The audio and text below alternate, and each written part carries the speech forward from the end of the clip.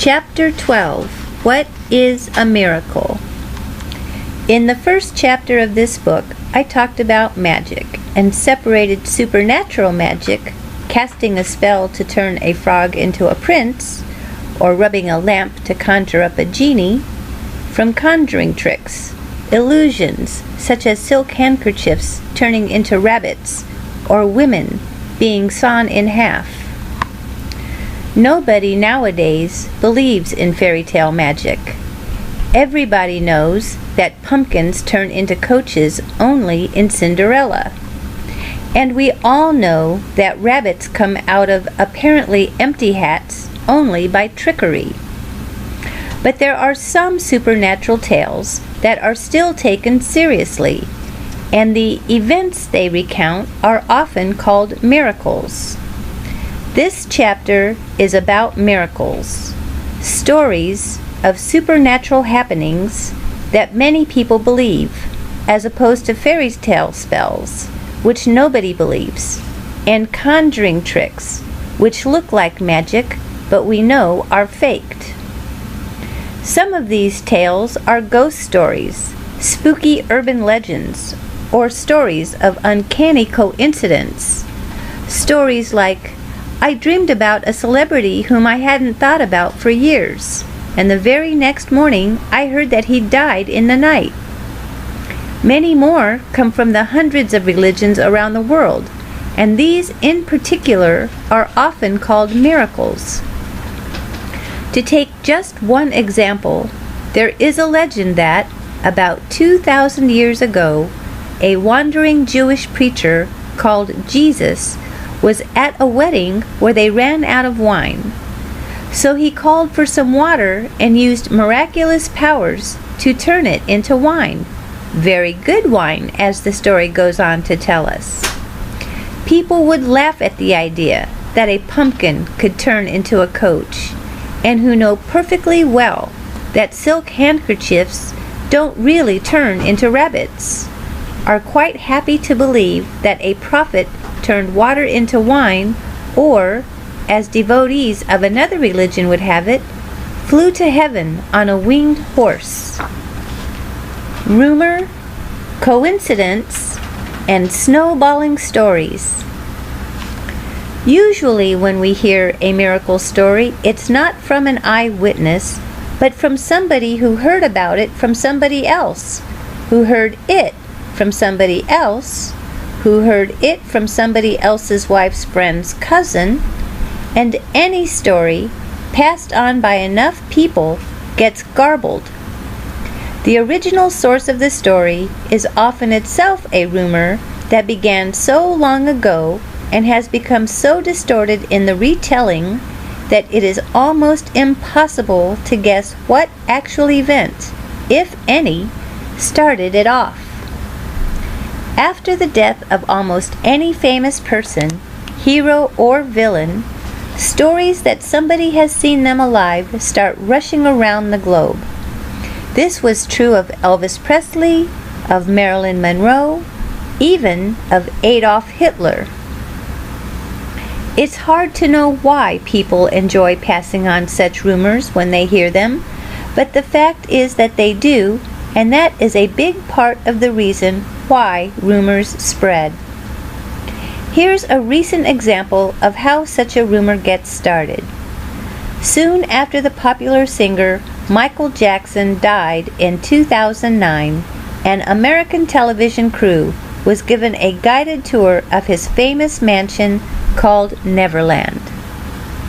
In one scene of the resulting film, people thought they saw his ghost at the end of a long corridor. I've looked at a recording and it is very unconvincing. However, it was enough to start wild rumors flying around. Michael Jackson's ghost is at large. Copycat sightings soon emerged. For example, on the opposite page is a photograph that a man took of the polished surface of his car. To you and me, especially when we compare the face with the other clouds on either side, what we are looking at is obviously the reflection of a cloud. But to the overheated imagination of the devoted fan, it could only be the ghost of Michael Jackson, and the picture on YouTube has received more than 15 million hits. Actually, there's something interesting going on here, which is worth mentioning. Humans are social animals, so the human brain is pre-programmed to see the faces of other humans, even where there aren't any. This is why people so often imagine they see faces in the random patterns made by clouds, or on slices of toast, or in damp patches on walls. Spine-tingling ghost stories are fun to tell, especially if they are really scary, and even more so if you claim that they are true.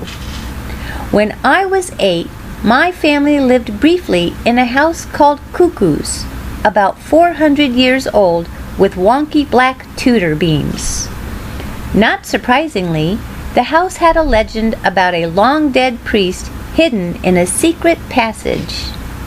There was a story that you could hear his footsteps on the stairs, but with the twist that you could hear one step too many, spookily explained by the fact that the staircase was said to have had an extra step in the 16th century.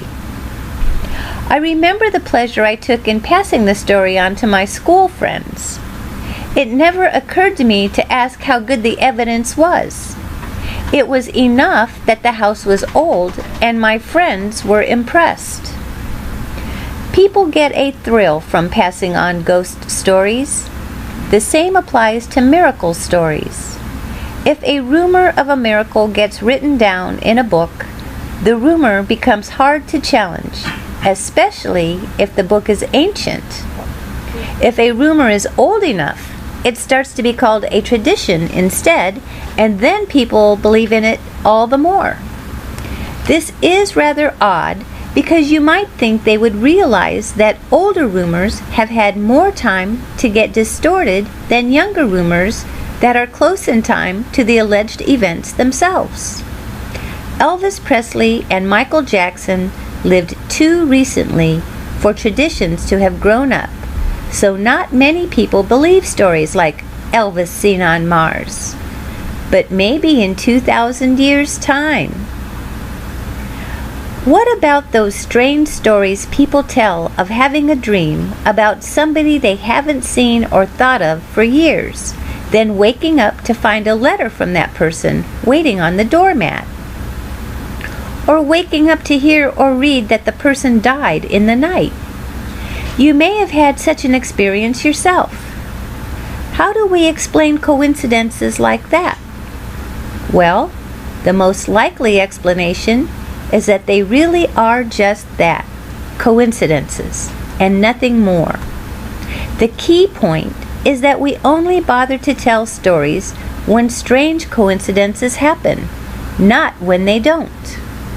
Nobody ever says, "Last night I dreamed about that uncle I haven't thought of for years, and then I woke up and found that he hadn't died in the night."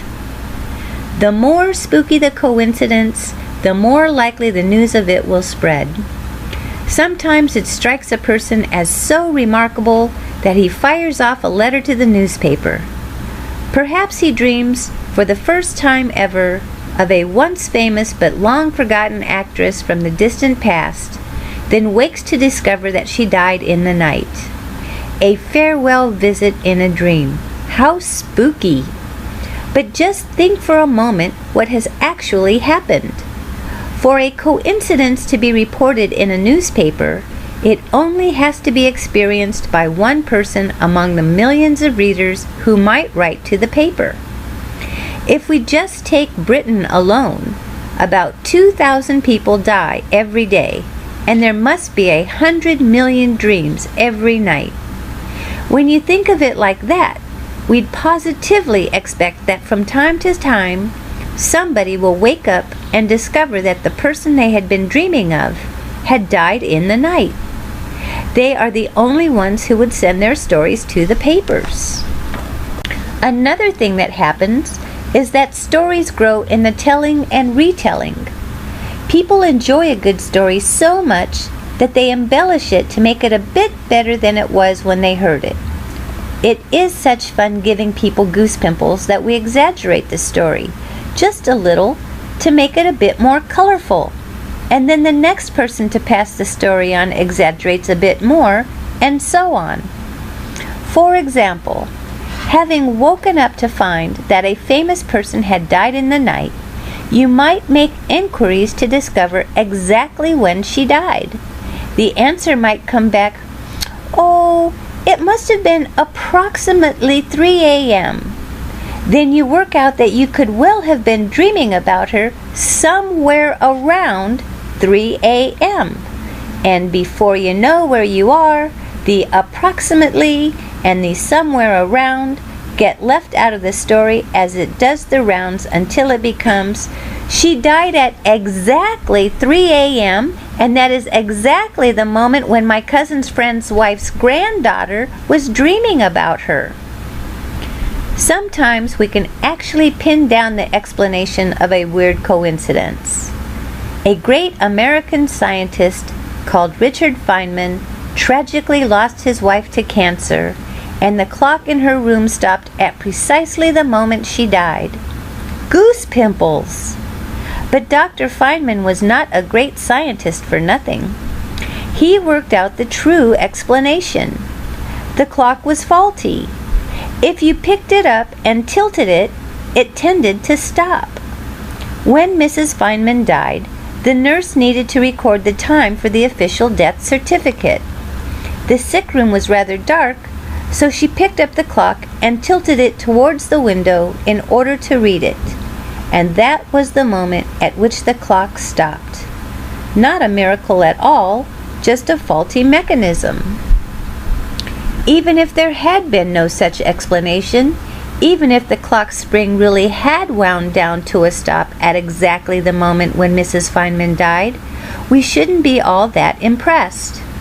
No doubt at any minute of every day or night, quite a lot of clocks in America stop, and quite a lot of people die every day.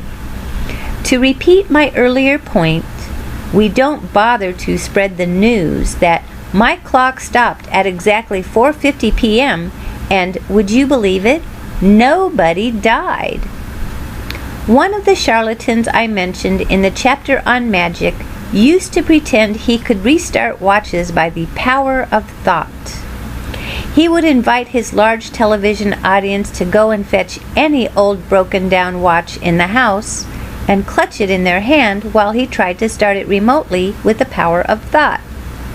Almost immediately, the phone in the studio would ring, and a breathless voice at the other end would announce, in odd tones, that their watch had started. Part of the explanation may have been similar to that in the case of Mrs. Feynman's clock. It's probably less true of modern digital watches, but in the days when watches had springs, simply picking up a stopped watch could sometimes restart it as the sudden movement activated the hairspring balance wheel.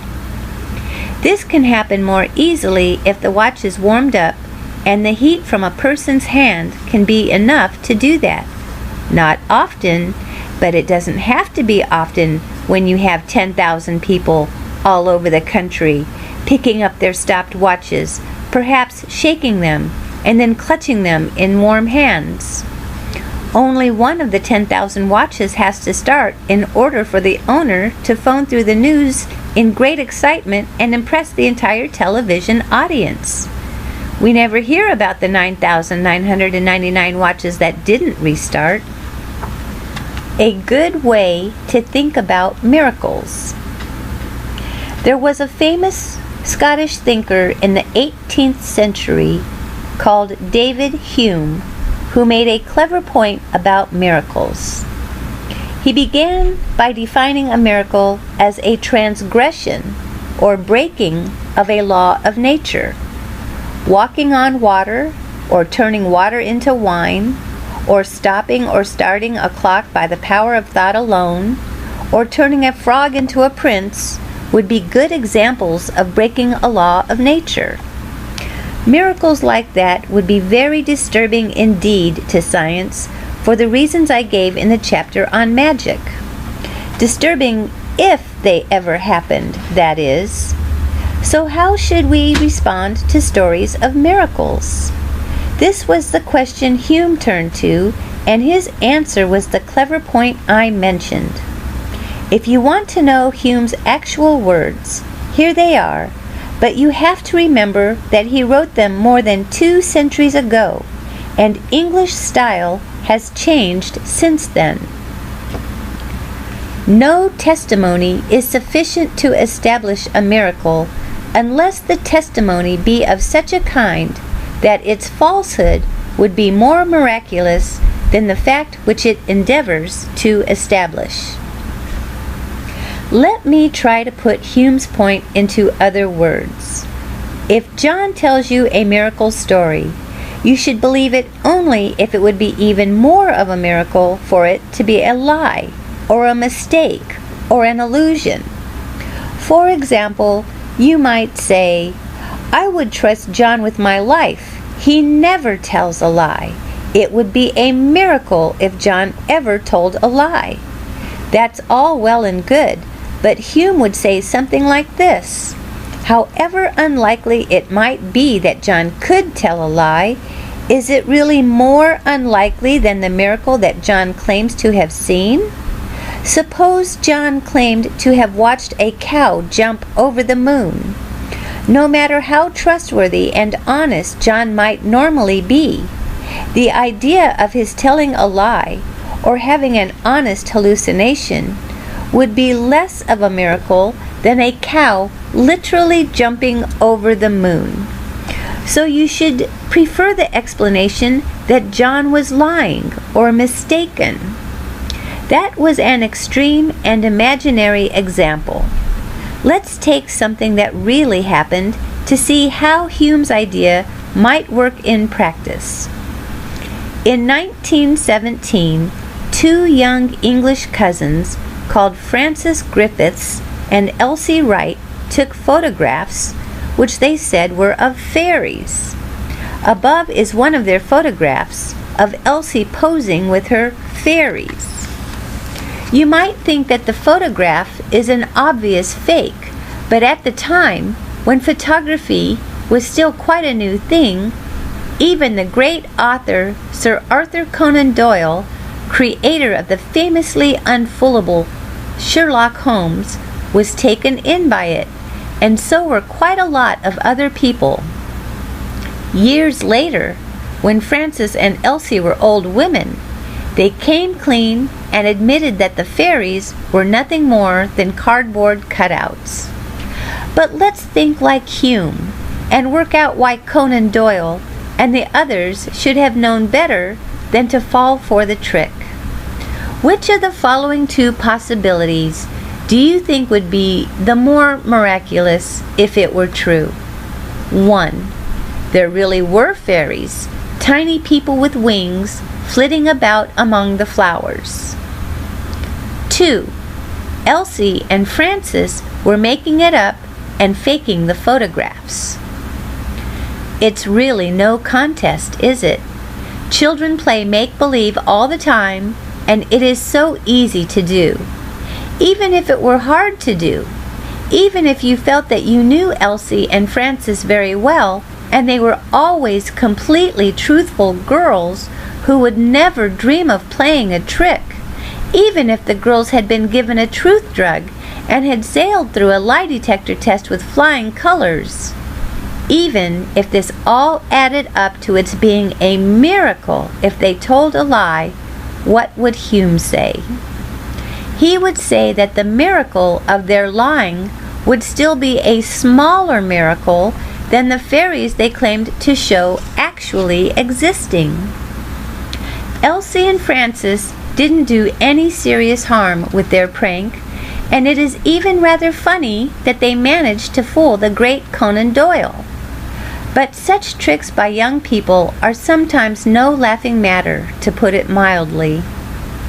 Back in the 17th century, in a village in New England called Salem, a group of young girls became hysterically obsessed with witches and started imagining or making up all sorts of things which, unfortunately, the very superstitious adults of the community believed. Numerous older women, and some men too, were accused of being witches in league with the devil and of casting spells on the girls, who said they had seen them flying through the air or doing other strange things that witches were popularly believed to do. The consequences were extremely serious. The girls' testimony sent nearly 20 people to the gallows. One man was even ceremonially crushed under stones, which is an appalling thing to happen to an innocent person, purely because a group of children made up stories about him. I can't help wondering why the girls did it. Were they trying to impress each other? Could it have been a bit like the cruel cyberbullying that happens today in emails and on social networking sites? Or did they genuinely believe their own tall stories? Let's come back to miracle stories in general and how they get started. Perhaps the most famous instance of young girls saying weird things and being believed is the so-called miracle of Fatima. In 1917, at Fatima in Portugal, a 10-year-old shepherd girl called Lucia, accompanied by her two young cousins, Francisco and Jacinta, claimed to have seen a vision up on a hill. The children said the hill had been visited by a woman called the Virgin Mary, who, though long dead, had become a kind of goddess of the local religion. According to Lucia, the ghostly Mary spoke to her and told her and the other children that she would keep returning on the 13th of each month until October 13th, when she would perform a miracle to prove she was who she said she was. Rumors of the expected miracle spread around Portugal, and on the appointed day, a huge crowd of more than 70,000 is said to have gathered at the spot. The miracle, when it came, involved the sun. Accounts of exactly what the sun is supposed to have done vary. To some witnesses, it seemed to dance. To others, it whirled round and round like a Catherine wheel. The most dramatic claim was that the sun seemed to tear itself from the heavens and come crashing down upon the horrified multitude. Just when it seemed that the ball of fire would fall upon and destroy them, the miracle ceased, and the sun resumed its normal place in the sky, shining forth as peacefully as ever. Now, what do you think really happened? Was there really a miracle at Fatima? Did the ghostly Mary really appear? Conveniently, she was invisible to everybody except the three children, so we don't have to take that part of the story very seriously. But the miracle of the moving sun is supposed to have been seen by 70,000 people. So what are we to make of that? Did the sun really move, or did the earth move relative to it so that the sun appeared to move? Let's think like Hume. Here are three possibilities to consider. 1. The sun really did move about the sky and come crushing down towards the horrified crowd before resuming its former position, or the earth changed its rotation pattern in such a way that it looked as though the sun had moved. 2. Neither the sun nor the earth really moved, and 70,000 people simultaneously experienced a hallucination. 3. Nothing happened at all, and the whole incident was misreported, exaggerated, or simply made up. Which of these possibilities do you think is the most plausible? All three of them seem pretty unlikely. But surely possibility 3 is the least far-fetched, the least deserving of the title of miracle. To accept possibility 3, we only have to believe that somebody told a lie in reporting that 70,000 people saw the sun move, and the lie got repeated and spread around just like any of the popular urban legends that whiz around the internet nowadays. Possibility 2 is less likely. It requires us to believe that 70,000 people simultaneously experienced a hallucination involving the sun. Rather far-fetched.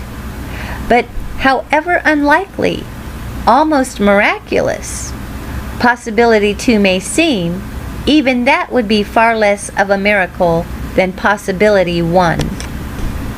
The sun is visible all over the daylight half of the world, not just in one Portuguese town. If it really had moved, millions of people all over the hemisphere, not just those in Fatima, would have been terrified out of their wits. Actually, the case against possibility 1 is even stronger than that. If the sun really had moved at the speed reported, crashing down towards the crowd, or if something had happened to change the Earth's spinning sufficiently to make it look as though the sun had moved at that colossal speed, it would have been the catastrophic end of all of us. Either the Earth would have been kicked out of its orbit and now be a lifeless, cold rock hurtling through the dark void, or we'd have careened into the sun and been fried. Remember from chapter 5 that the Earth is spinning at a rate of many hundreds of miles per hour, 1,000 miles per hour if measured at the equator. Yet the apparent motion of the sun is still too slow for us to see it, because it is so far away.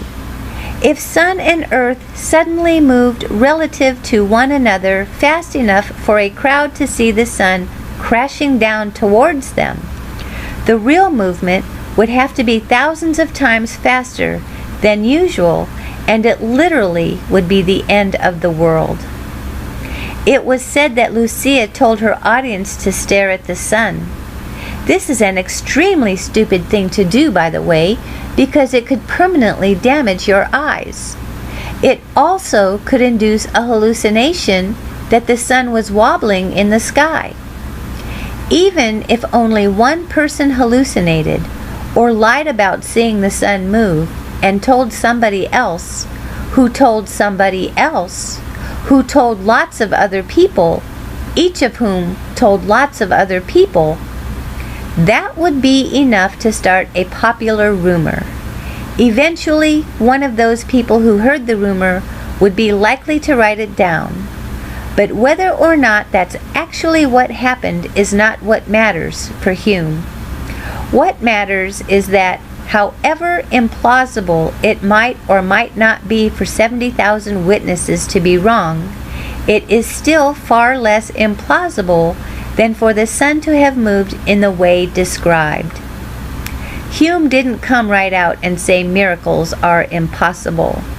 Instead, he asked us to think of a miracle as an improbable event, an event whose improbability we might estimate. The estimate doesn't have to be exact. It's enough that the improbability of a suggested miracle can be roughly placed on some sort of scale, and then compared with an alternative, such as a hallucination or a lie.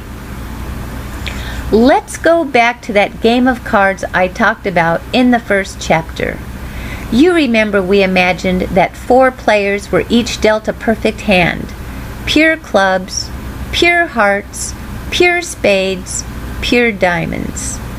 If this actually happened, what should we think about it?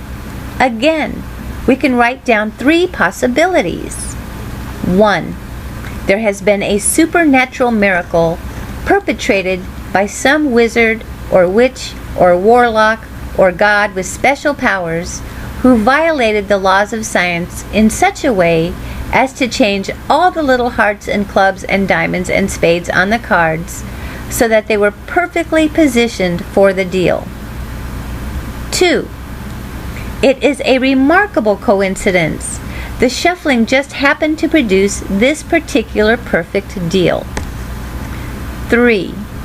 Somebody has performed a clever conjuring trick, perhaps substituting a previously doctored pack of cards which he had concealed up his sleeve for the pack we all saw being shuffled out in the open.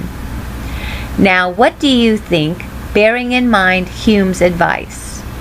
Each of the 3 possibilities may seem a bit hard to believe, but possibility 3 is by far the easiest to believe.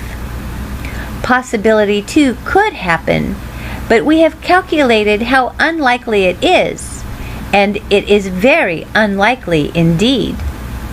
536 octillion, 447 septillion, 737 sextillion, 765 quintillion, 488 quadrillion, 792 trillion, 839 billion, 237,440,000 to 1.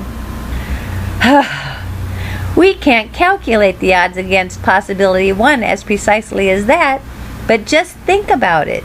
Some power or force which has never been properly demonstrated and which nobody understands manipulated red and black printing ink on dozens of cards simultaneously. You might be reluctant to use a strong word like impossible, but Hume isn't asking you to do that. All he's asking you to do is compare it to the alternatives, which in this case consists of a conjuring trick and a gigantic stroke of luck. Haven't we all seen conjuring tricks, often involving cards, by the way, which are at least as mind-boggling as this? Obviously, the most likely explanation for the perfect deal is not pure luck, still less some miraculous interference with the laws of the universe, but a trick by a conjurer or a dishonest card sharp. Let's look at another famous miracle story, the one I mentioned earlier about the Jewish preacher called Jesus turning water into wine. Once again, we can list 3 main kinds of possible explanation. 1. It really happened. Water really did turn into wine. 2. It was a clever conjuring trick. 3. Nothing of the kind happened at all. It is just a story, a piece of fiction that somebody made up, or there was a misunderstanding of something far less remarkable which really did happen. I think there is not much doubt about the order of likelihood here. If explanation 1 were true, it would violate some of the deepest scientific principles we know, for just the same kind of reason we met in the first chapter when talking about pumpkins and coaches, frogs and princes. Molecules of pure water would have to have been transformed into a complex mixture of molecules, including alcohol, tannins, sugars of various kinds, and lots of others. The alternative explanations will have to be very unlikely indeed, if this one is to be preferred over them. A conjuring trick is possible. Much cleverer tricks than that are done regularly on stage and on television, but less likely than explanation 3. Why bother even to suggest a conjuring trick, given the lack of evidence that the incident occurred at all? Why even think about a conjuring trick when explanation 3 is so very likely by comparison? Somebody made up the story. People invent stories all the time. That's what fiction is. Because it is so very plausible that the story is fiction, we don't need to trouble ourselves to think about conjuring tricks, still less about real miracles that violate the laws of science and overturn everything we know and understand about how the universe works. As it happens, we know that lots of fiction has been made up about this particular preacher called Jesus. For example, there's a pretty little song called the Cherry Tree Carol, which you may have sung or heard. It's about when Jesus was still inside his mother Mary's womb. That's the same Mary as in the Fatima story, by the way, and she was walking with her husband Joseph by a cherry tree. Mary wanted some cherries, but they were too high on the tree and she couldn't reach them. Joseph wasn't in the mood to climb trees, but then up spoke baby Jesus from in Mary's womb. Bend down, thou tallest branch, that my mother might have some. Bend down, thou tallest branch, that my mother might have some. Then bent down the tallest branch, till it reached Mary's hand. Cried she, "Oh, look thou, Joseph, I have cherries by command." Cried she, "Oh, look thou, Joseph, I have cherries by command." You won't find the cherry tree story in any ancient holy book. Nobody, literally nobody who is at all knowledgeable or well educated thinks it is anything but fiction. Plenty of people think the water into wine story is true, but everybody agrees that the cherry tree story is fiction. The cherry tree story was made up only about 500 years ago. The water into wine story is older. It appears in one of the 4 Gospels of the Christian religion, the Gospel of John, none of the other 3, as it happens. But there is no reason to believe it is anything but a made-up story, just one made up a few centuries earlier than the one about the cherry tree. All 4 of the Gospels, by the way, were written long after the events that they purport to describe, and not one of them by an eyewitness. It is safe to conclude that the water into wine story is pure fiction, just like the cherry tree story. We can say the same thing about all alleged miracles, all supernatural explanations for anything. Suppose something happens that we don't understand and we can't see how it could be fraud or trickery or lies. Would it ever be right to conclude that it must be supernatural? No! As I explained in Chapter 1, that would put an end to all further discussion or investigation. It would be lazy, even dishonest, for it amounts to a claim that no natural explanation will ever be possible. If you claim that anything odd must be supernatural, you are not just saying you don't currently understand it. You are giving up and saying that it can never be understood. Today's miracle, tomorrow's technology. There are things that not even the best scientists of today can explain. But that doesn't mean we should block off all investigation by resorting to phony explanations invoking magic or the supernatural, which don't actually explain at all.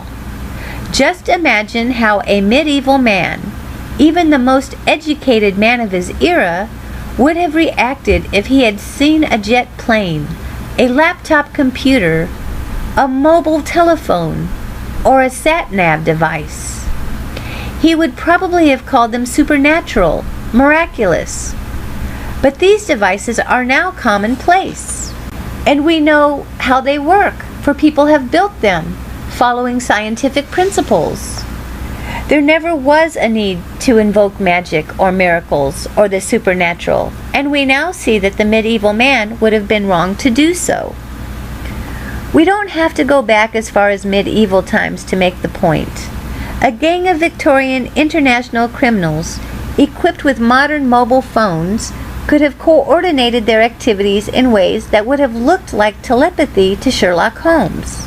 In Holmes' world, a suspect in a murder case who could prove that he was in New York the evening after the murder was committed in London would have a perfect alibi, because in the late 19th century, it was impossible to be in New York and in London on the same day. Anyone who claimed otherwise would seem to be invoking the supernatural. Yet modern jet planes make it easy. The eminent science fiction writer Arthur C. Clarke summed the point up as Clarke's third law. Any sufficiently advanced technology is indistinguishable from magic. If a time machine were to carry us forward a century or so, we would see wonders that today we might think impossible, miracles. But it doesn't follow that everything we might think impossible today will happen in the future. Science fiction writers can easily imagine a time machine, or an anti-gravity machine, or a rocket that can carry us faster than light. But the mere fact that we can imagine them is no reason to suppose that such machines will one day become reality. Some of the things we can imagine today may become real. Most will not.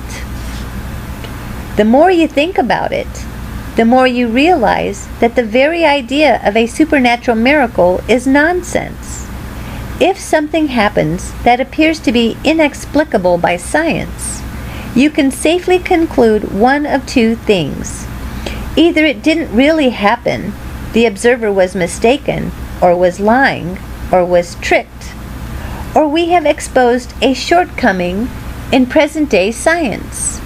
If present-day science encounters an observation or an experimental result that it cannot explain, then we should not rest until we have improved our science so that it can provide an explanation. If it requires a radically new kind of science, a revolutionary science so strange that old scientists scarcely recognize it as science at all, that's fine too. It's happened before. But don't ever be lazy enough, defeatist enough, to say it must be supernatural, or it must be a miracle. Say instead that it's a puzzle, it's strange, it's a challenge that we should rise to. Whether we rise to the challenge by questioning the truth of the observation or by expanding our science in new and exciting directions, the proper and brave response to any such challenge is to tackle it head on. And until we have found a proper answer to the mystery, it's perfectly okay simply to say, this is something we don't yet understand, but we're working on it. Indeed, it is the only honest thing to do. Miracles, magic, and myths, they can be fun, and we have had fun with them throughout this book. Everybody likes a good story, and I hope you enjoyed the myths with which I began most of my chapters. But even more, I hope that in every chapter you enjoyed the science that came after the myths. I hope you agree that the truth has a magic of its own. The truth is more magical in the best and most exciting sense of the word than any myth or made-up mystery or miracle. Science has its own magic, the magic of reality. And it is very unconvincing. However, it was enough to start wild rumors flying around. Michael Jackson's ghost is at large. Copycat sightings soon emerged. For example, on the opposite page is a photograph that a man took of the polished surface of his car. To you and me, especially when we compare the face with the other clouds on either side, what we are looking at is obviously the reflection of a cloud. But to the overheated imagination of the devoted fan, it could only be the ghost of Michael Jackson, and the picture on YouTube has received more than 15 million hits. Actually, there's something interesting going on here, which is worth mentioning. Humans are social animals, so the human brain is pre-programmed to see the faces of other humans, even where there aren't any. This is why people so often imagine they see faces in the random patterns made by clouds, or on slices of toast, or in damp patches on walls. Spine-tingling ghost stories are fun to tell, especially his wife's friend's cousin, and any story passed on by enough people gets garbled. The original source of the story is often itself a rumor that began so long ago and has become so distorted in the retelling that it is almost impossible to guess what actual event, if any, started it off.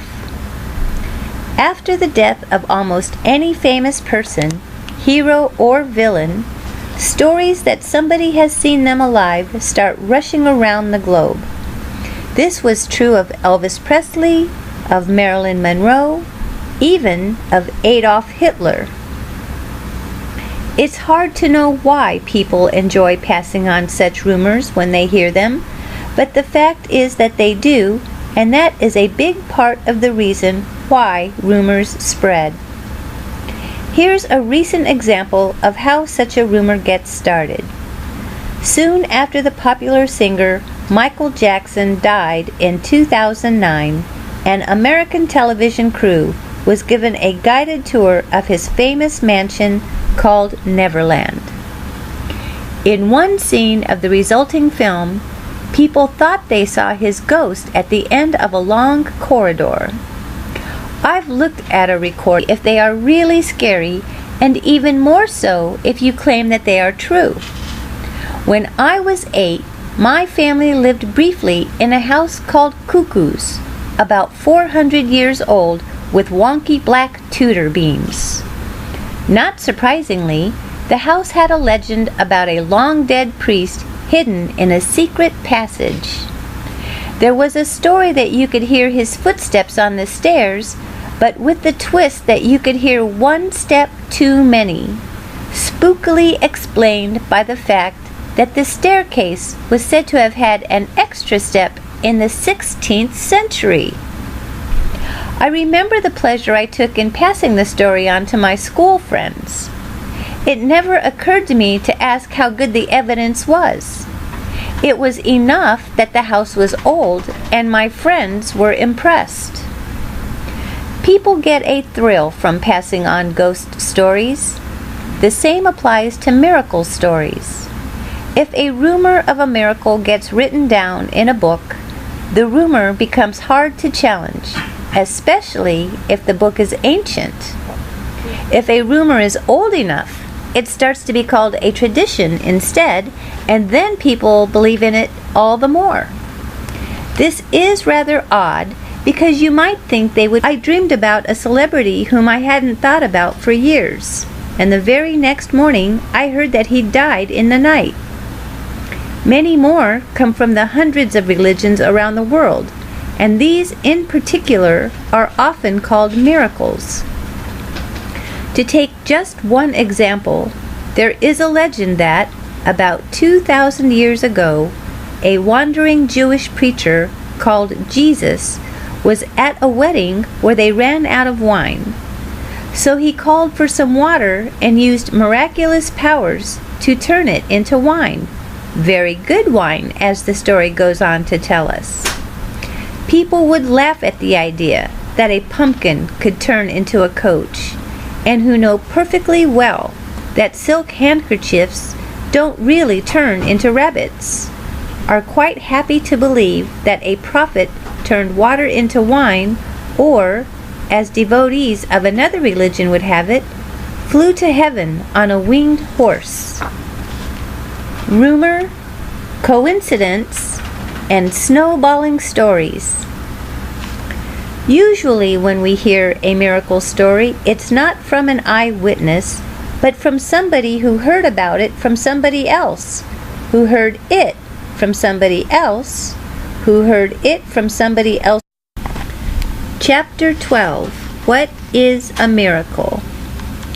In the first chapter of this book, I talked about magic and separated supernatural magic, casting a spell to turn a frog into a prince, or rubbing a lamp to conjure up a genie, from conjuring tricks, illusions such as silk handkerchiefs turning into rabbits, or women being sawn in half.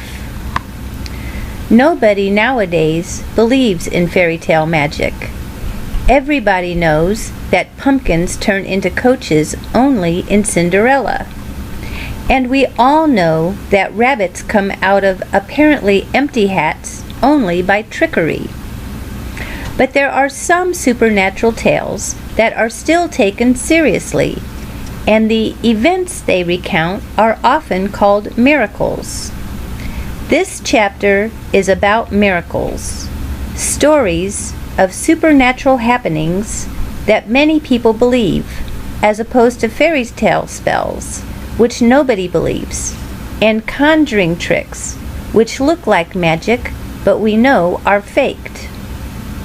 Some of these tales are ghost stories, spooky urban legends, or stories of uncanny coincidence. Stories like